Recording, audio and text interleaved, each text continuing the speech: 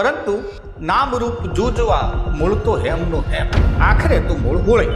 Actually Holi ફક્ત છાણાથી કરવામાં આવે. છાણા પણ મિત્રો બે ટાઈપમાં. એક છાણા જે નાના હોય એના વચ્ચે હોલ કરવામાં આવે છાણા બનાવતા વખતે જ, એને હોળાય આખે. નીચે જે 4 લાડુ મૂક્યા છે એ કેટલા ગળ્યા છે એના ઉપરથી વરસાદનો પણ વર્તારો જોવામાં આવે છે, કયા મહિનામાં કેટલો વરસાદ છે. આપણે બધા જ સાંભળ્યું છે કે આપણામાં 16 સંસ્કારો હતા. 16માં જ આપણને યાદ હશે, બીજા કોઈ યાદ લગભગ નહીં હોય. હોળીના અગ્નિને, હોળીના આજુબાજુના તમારા 16 ચક્રોને 16 સંસ્કાર સાથે સીધો સંબંધ છે. પુરુષમાં જે 16 સંસ્કારો પૂરા થયા કે ન થયા એ કોણ નક્કી કરશે અને કેવી રીતે નક્કી થાય? તો એ નક્કી કરવા માટેનો જવાબદાર પણ હોય. એ વ્યક્તિ જ્યારે લગ્ન કરવા જાય છે પુરુષ મોટો થઈ, ત્યારે જે વેદીમાં અગ્નિ આવે છે, લગ્ન વેદીમાં જે મંડપમાં યજ્ઞ મહારાજ જે અંદર મંગાવે છે એ પણ ઘરના અંદરથી મંગાવવામાં, એટલે એ પણ અગ્નિ હોળીનો અગ્નિ છે. ચિત્તાના અંદર ત્યાં અગ્નિ જળાવવામાં નથી આવતો, એ અગ્નિ પાછી એના ઘરેથી લઈ જવામાં આવે છે, ત્યાં બહારથી પાડવામાં આવતી નથી. એમ મનુષ્યના જીવનમાં 16 સંસ્કાર પૂરા થયા ગણાય. તો મિત્રો સૌથી આપણા સંસ્કૃતિમાં, આપણા સનાતનમાં સૌથી મોટા દેવ તરીકે આપણે સૂર્ય અથવા અગ્નિને માનતા આવ્યા છીએ. રહી વાત કે અગ્નિ કઈ, એ જ અગ્નિ ક્યાં આવે છે એની શું સાથે?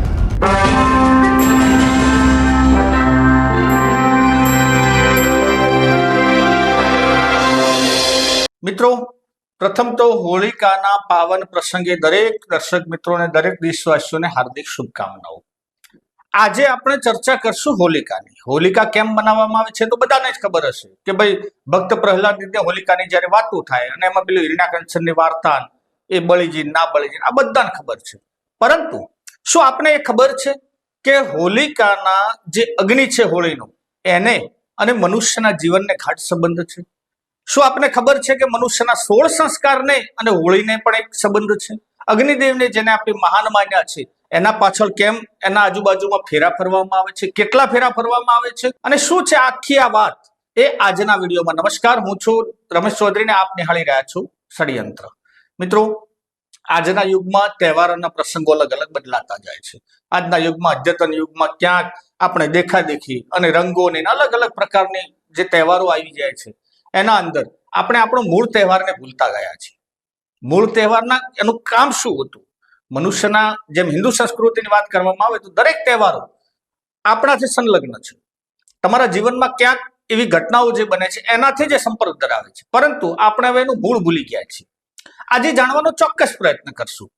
પહેલી જ વાત આપણે કહી દઈએ કે ભાઈ હોળી, તો હોળી અલગ અલગ રાજ્યોમાં અલગ અલગ નામથી ઉજવવામાં આવે છે. વાત સળંગ કરીએ તો ગોવામાં સિગ્મોના નામથી ઓળખવામાં આવે છે, કેરળમાં મંજલકુટીના નામથી ઓળખવામાં આવે છે, પંજાબમાં હોલા મહોલ્લાના નામથી ઓળખવામાં આવે છે, ગુજરાત અને રાજસ્થાનમાં હોળી અને ધૂળેટીના નામથી હોળી ઓળખવામાં આવે છે. આખો તહેવારની 2 દિવસની વાત છે. અને મહારાષ્ટ્રમાં રંગપંચમી, મધ્યપ્રદેશમાં રંગપંચમી, બિહારમાં એને ફાગુઆ કહેવામાં આવે છે, ઓરિસ્સામાં એને ઢોલ જાત્રા કહેવામાં આવે છે. એમ અલગ અલગ બધા જ નામ છે.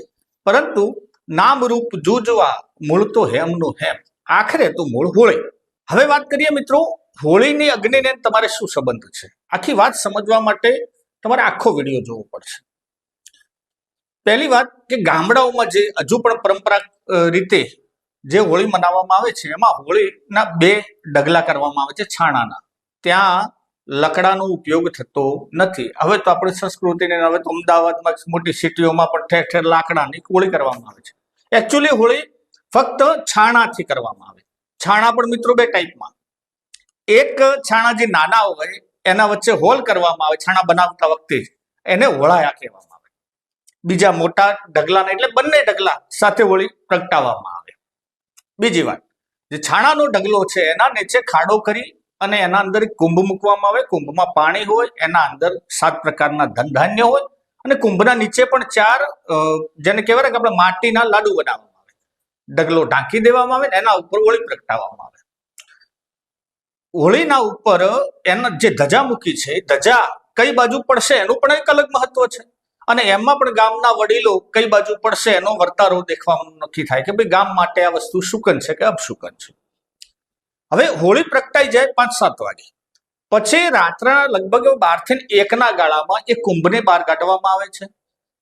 એ કુંભમાં જોવામાં આવે છે કે નીચે કયું કયું જે અંદર ધાન્ય મૂક્યું હતું કેટલું ગળ્યું છે. એના ઉપર નક્કી થાય કે આ વર્ષે હોળીમાં મતલબ આપણા ગામમાં કયો ધાન્ય પાક સારો પાકશે. નીચે જે 4 લાડુ મૂક્યા છે એ કેટલા ગળ્યા છે એના ઉપરથી વરસાદનો પણ વર્તારો જોવામાં આવે છે, કયા મહિનામાં કેટલો વરસાદ હશે. અને જે પાણી બચ્યું છે એ ઘરે લઈ જઈ અને બીજે દિવસે ગામના લગભગ બધા જ એ છોકરાઓની આંખો ધોવામાં આવે છે. કહેવાય છે કે આ પાણીથી 12 મહિના સુધી આંખો દુખતી નથી. સત્ય અસત્ય અલગ વાત, પણ આવી વાયકાઓ ચોક્કસ છે. અમે પણ આંખો ધોયેલી છે. વાત કરીએ બીજી. રાતના 8-7 વાગે જ્યારે હોળી પતી જાય પછી રાતના 12-1 વાગ્યા સુધી ત્યાં યુવાનિયાઓની ટીમ ભેગી થાય.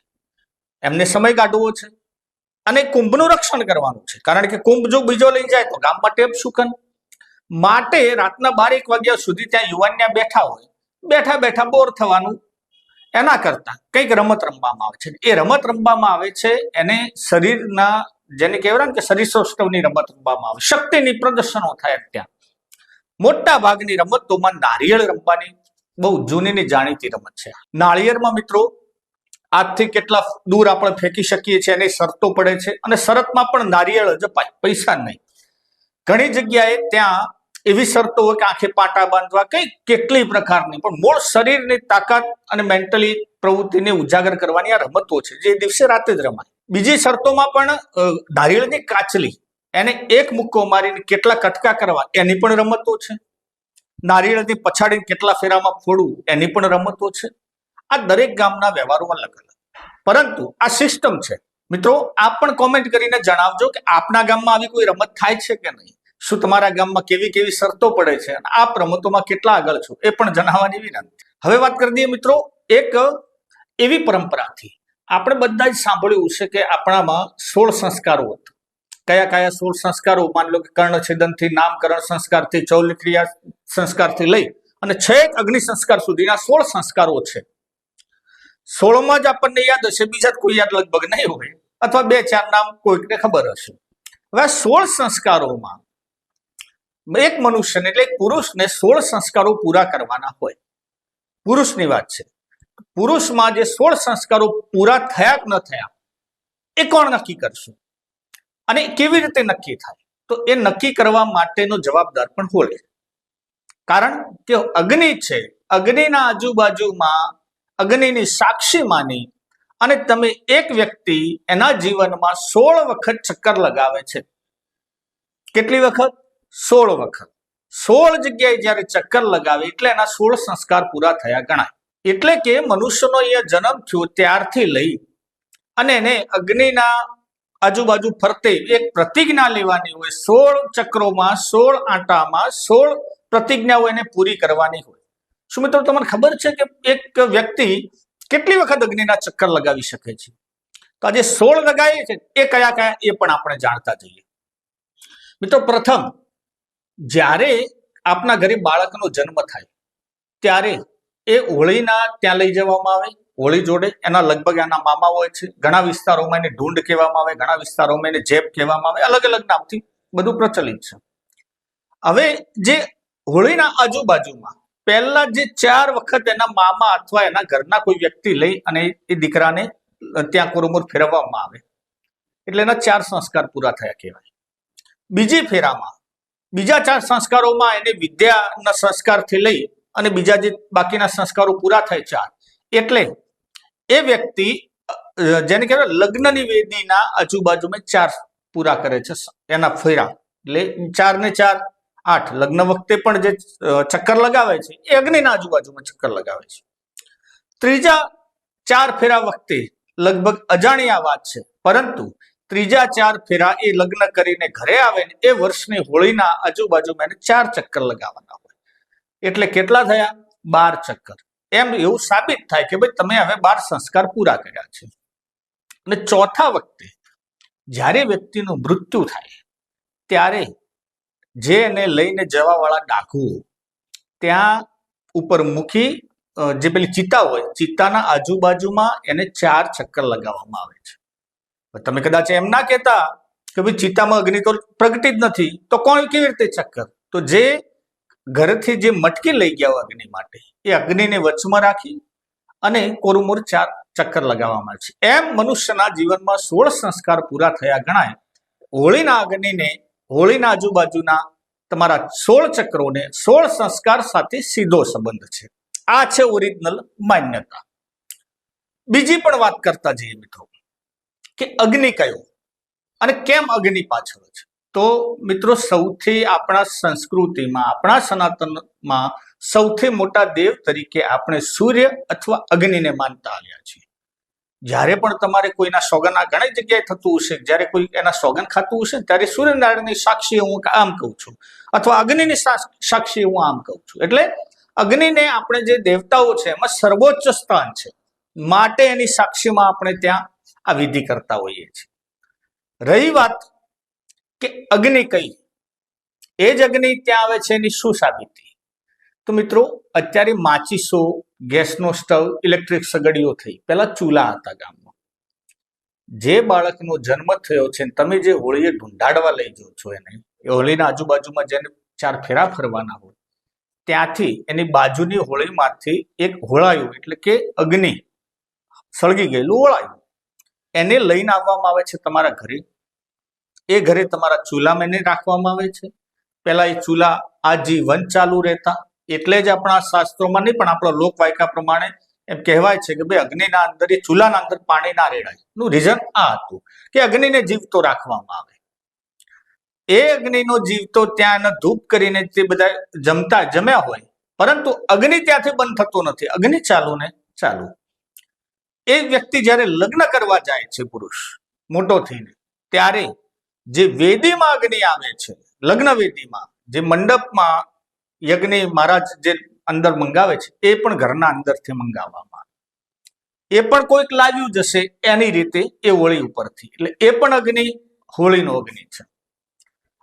પાછળથી જ્યારે વ્યક્તિનું મૃત્યુ થાય ને, ત્યારે પણ મિત્રો ચિતાના અંદર ત્યાં અગ્નિ જળાવવામાં નથી આવતો. એ અગ્નિ પાછી એના ઘરેથી લઈ જવામાં આવે છે, ત્યાં બહારથી પાડવામાં આવતી નથી.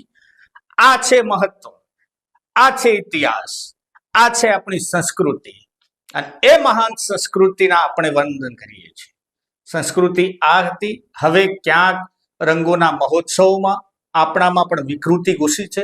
ઘણા યુવાનોને ખબર જ નથી કે હકીકત આ અગ્નિના ફેરા કેમ ફરવામાં આવે છે, કેમ અગ્નિ ક્યાંથી લાવવામાં આવે છે, સત્ય હકીકતો શું છે, એ આજના યુવાનને જાણવાની જરૂર છે. આપણી ચેનલ ફક્ત સમાચાર માધ્યમો માટે પૂરતી નથી. આપણી કલા, સંસ્કૃતિ, આપણું સાહિત્ય, અને આને પણ આપણે જીવતું રાખવાનું છે. એ આવા વિડીયો થકી જ જીવતું રહેશે. ફક્ત રાજકારણની વાતો કરવીને એકબીજા ઉપર કાદવ ઉછાળવા, એ આપણી ચેનલનું કામ નથી. મિત્રો, અમે હવે સોશિયલ મીડિયાના અલગ અલગ માધ્યમોથી આપ સાથે પહોંચવાનો પ્રયત્ન કરીએ છીએ. અમારી ઇન્સ્ટાગ્રામમાં પણ ચેનલ છે, અમારી ફેસબુકમાં પણ ચેનલ છે. એ ચેનલને ચોક્કસ ફોલો કરજો. ને આ વિડીયો આવા ગમતા હોય તો આ વિડીયોને લાઈક કરજો. આવી માહિતી વધુમાં વધુ લોકો સાથે પહોંચે એ માટે શેર કરજો. અને અમારું પ્રોત્સાહન વધારવા માટે ચેનલને સબસ્ક્રાઇબ કરવાનું ભૂલતા નહીં. જય હિન્દ, જય ભારત.